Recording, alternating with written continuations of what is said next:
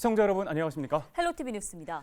자, 김난영 아나운서. 네. 2022학년도 수능이었잖아요. 그렇죠. 갈수록 수능 응시생이 감소하고 있다는 사실 혹시 알고 계셨나요? 네, 안 그래도 그렇다고 하던데 출생률이 낮다 보면은 갈수록 더 줄어들 것 같아요. 네, 올해는 한 50만 명 정도가 응시했다고 하는데 네. 제가 수능을 봤던 약 10년 전하고 비교를 하면 20만 명이나 감소한 수치라고 합니다.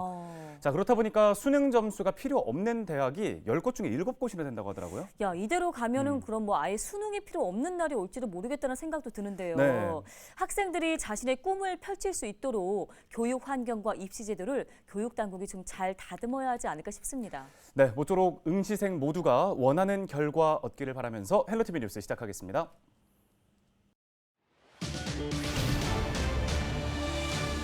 (2022학년도) 대학 수학능력시험이 끝났습니다. 지난해에 이어 코로나19와 함께하는 두 번째 수능으로 우려가 컸는데 다행히 도내 수험생 중 확진자는 없었고 자가격리 대상자 4명은 별도 고사장에서 무사히 시험을 치렀습니다. K리그 시즌 막바지에 강원FC를 이끌 새 사령탑으로 최용수 감독이 임명됐습니다. 부진한 성적으로 강등권 탈출이 힘겨워 보였던 강원FC가 막판 감독 교체 초강수로 잔류에 성공할 수 있을지 주목됩니다. 2021 원주 그림책 프리 비엔날레가 관람객들로 북새통을 이루고 있습니다. 침체된 주변 상가에까지 미치면서 문화적 재생 효과도 나타나고 있다는 반응이 나옵니다. 양구에서 음주운전 화물차가 훈련 중이던 군장병 5명을 들이받는 사고가 났습니다. 이 사고로 하사 1명이 크게 다치고 나머지 4명도 부상을 입었습니다.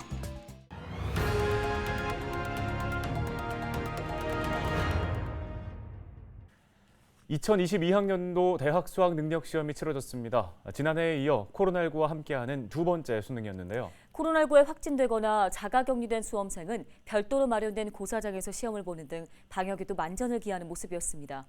이송미 기자가 현장 취재했습니다. 학교에 들어서는 학생들의 표정에 긴장감이 감돕니다. 피켓을 들고 응원하는 후배, 차를 건네는 부모의 손길은 입구에 걸려있는 현수막이 대신합니다. 코로나19 이후 두 번째 수능으로 입실 전 체온 측정과 손소독을 하고 25명도 안 되는 학생이 같은 고사장에 들어갔습니다. 친구들은 떨린다는 친구들도 있고 아닌 친구들도 있는데 놀고 싶어요. 코로나 확진자 관리와 코로나 격리자가 발생하지 않도록 학교에서 방역을 철저히 진행했습니다. 그래서 오늘 아마 수험생들이 시험 치를 때 안심하게 치를 수 있도록 저희가 잘 준비했다고 말씀드리겠습니다. 올해 수능 응시생은 도내 12,000여 명인데 1교시 결시자는 1,459명으로 11.74%, 4교시 결시자는 1,697명으로 확인됐습니다. 수험생 중 확진자는 없고 자가격리자는 4명이며 18일 오전 철원군에서 자가격리 중이던 학생이 시험장에 이송되는 등 확진자는 병원에서, 격리자는 별도 지정된 시험장 7곳에서 시험을 치렀습니다. 올해는 문과와 이과가 합쳐 시험을 보는 첫 통합형 수능이었던 만큼 난이도를 유지하려고 했습니다. 수능 출제위원장은 출제 유형과 배점, 내용, 구성 요소를 6월과 9월 모의평가 수준으로 유지했다고 밝혔습니다. 또 공통 과목은 응시 비중이 75%로 문제 난이도를 골고루 냈으며 선택 과목에서는 특별하게 어려운 문항을 출제하지 않았다고 설명했습니다.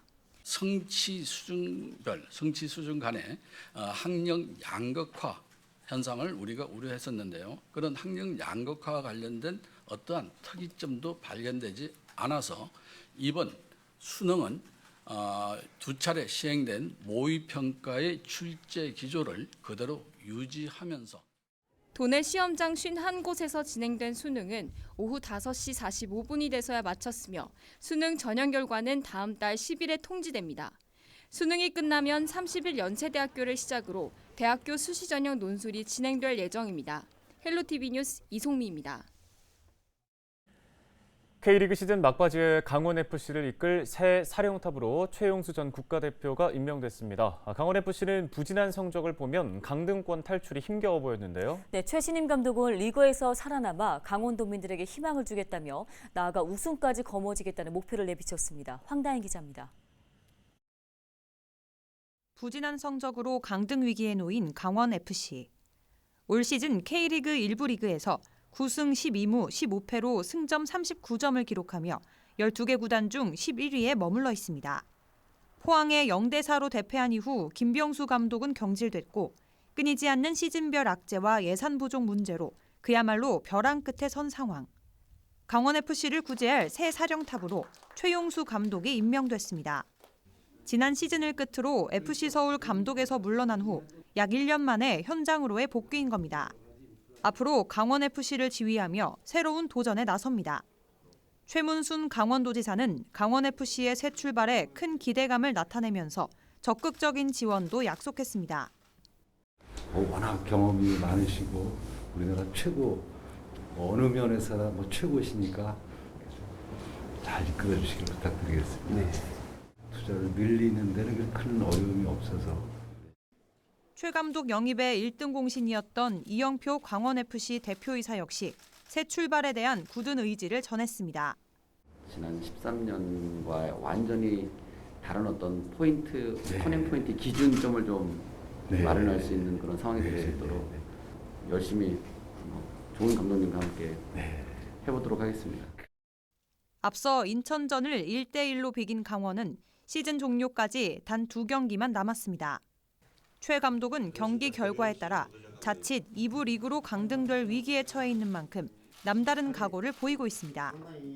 상대는 또 제가 몸담았던 또 FC 서울이고 그렇게 시간이 많지는 않지만 빨리 내부 진단을 하고 선수들의 자신감을 좀 끌어올리고 잘 해서 반드시 이기는 게임을 하고 싶습니다.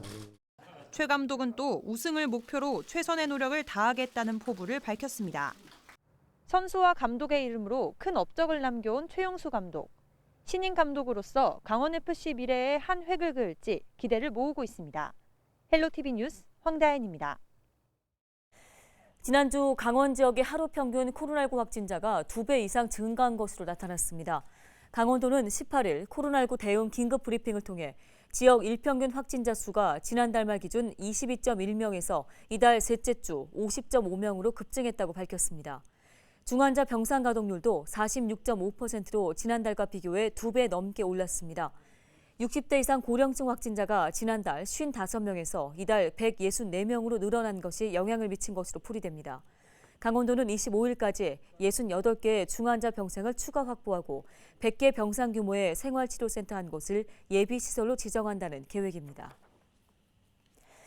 양구군에서 군장병 5명이 음주운전 화물차에 치여 중경상을 입었습니다. 18일 새벽 3시쯤 양구군 동면 월운리 백도 유격장 인근에서 근처 마을 주민이 몰던 1톤 화물차가 훈련 중이던 군장병 5명을 치었습니다. 이 사고로 하사 1명이 크게 다쳤고 초급장교와 부사관, 병사 등 4명은 부상을 입어 병원으로 이송됐습니다. 경찰은 화물차 운전자가 면허 정지 수준의 음주운전을 하다 사고를 낸 것으로 보고 정확한 사고 경위를 조사 중입니다.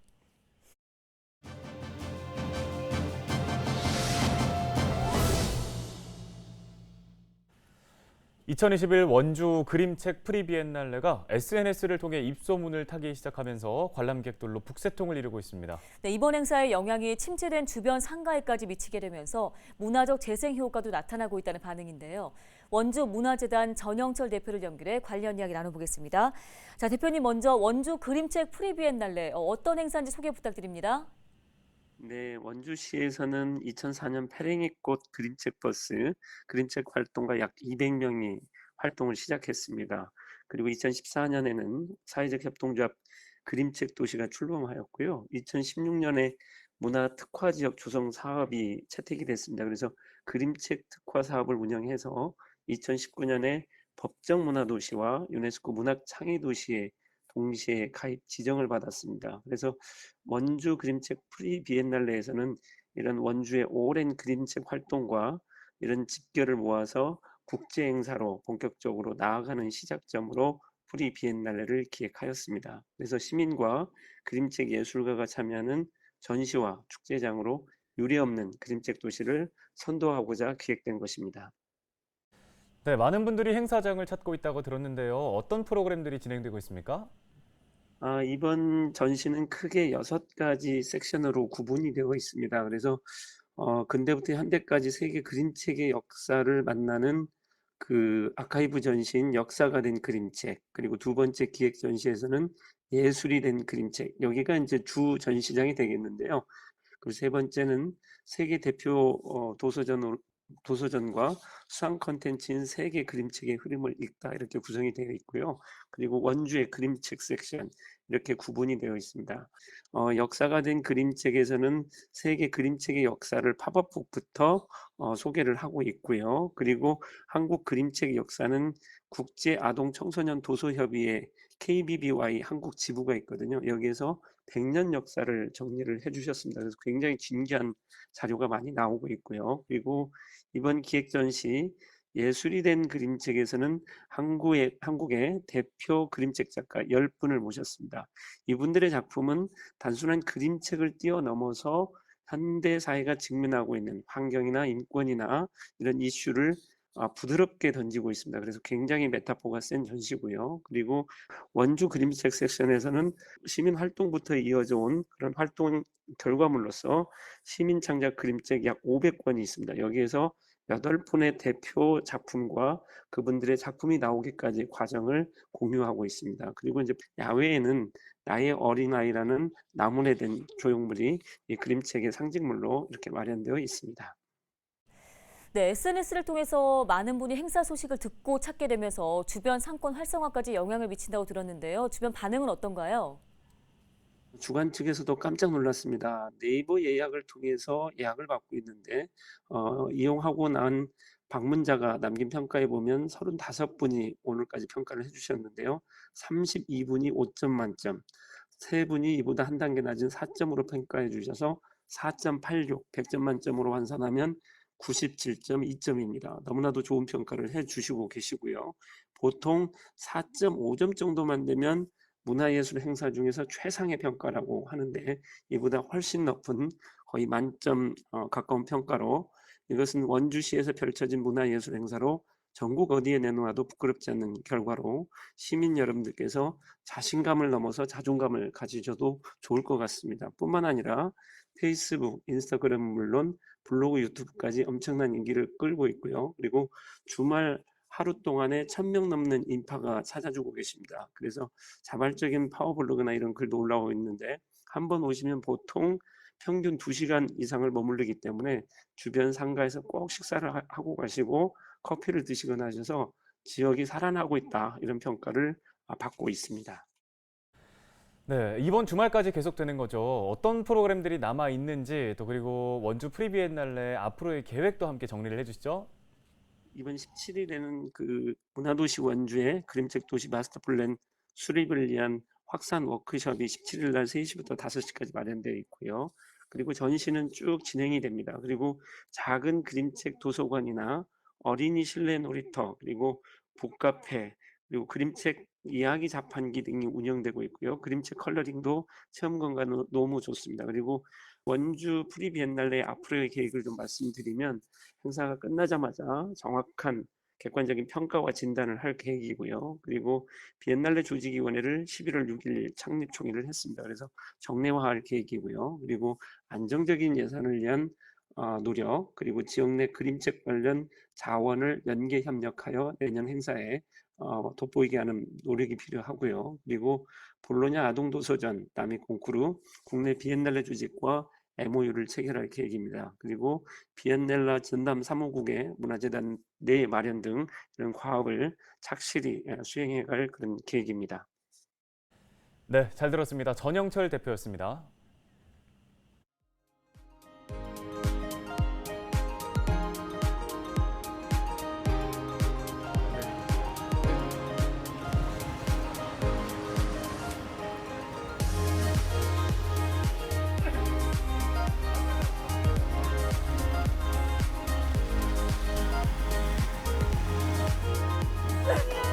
이거 엄청난 도전이야.